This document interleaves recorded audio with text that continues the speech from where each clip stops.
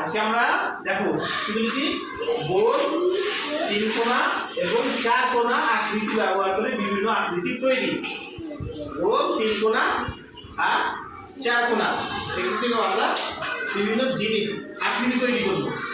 আমরা তো আগের ক্লাসে দেখেছি, মানে কি এটা একটা কি জিনিস, গোল।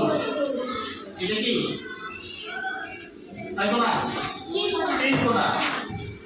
এটা কি চার কোণা। এইগুলো ব্যবহার করে আমরা কি করবো, একটা আকৃতি তৈরি করবো নাকি? হ্যাঁ, পারা যাবে তো? পারা যাবে?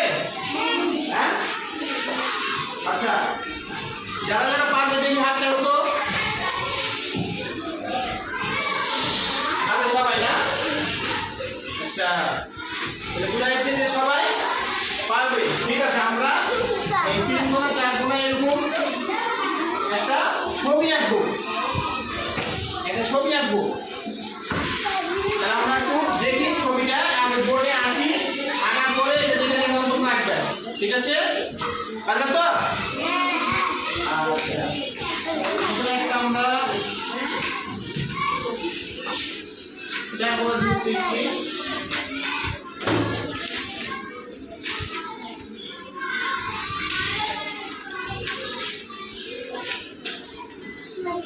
কি নিলাম এটা, গোল নাকি? গোল না চার কোণা তিন কোণা? চার কোণা। আচ্ছা, ঠিক আছে। ধন্যবাদ। এবার আমরা সবাই বলবো না, যাকে জিজ্ঞেস করবো সেই বলবে। হ্যাঁ,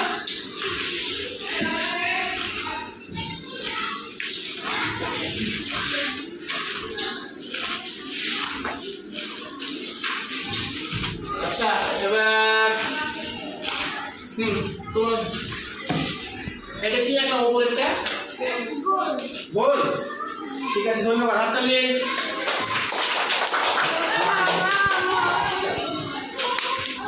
এবার আমরা দুই সাইডে কিছু আঁকবো।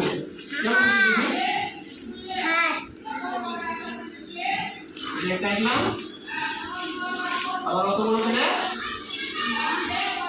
এইদিকে একটা আঁকলাম নাকি? কি মনে হচ্ছে এখন? মানুষের মতো মনে হয় দুটা হাত আর একটা মাথা নাকি? বাবু ওরকম মনে হচ্ছে?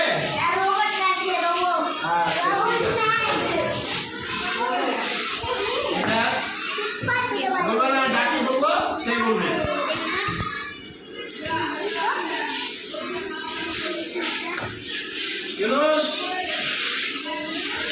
এটা কি একটা পাইতো না? তারপরে যখন বসো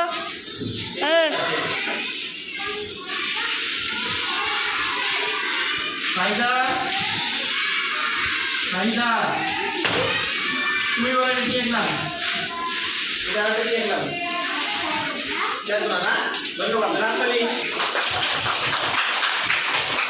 মানুষের মতো মনে হচ্ছে। হ্যাঁ, এইটা একটা মানুষ, আবার এইটা দুটো হাত, দুই একটা পা,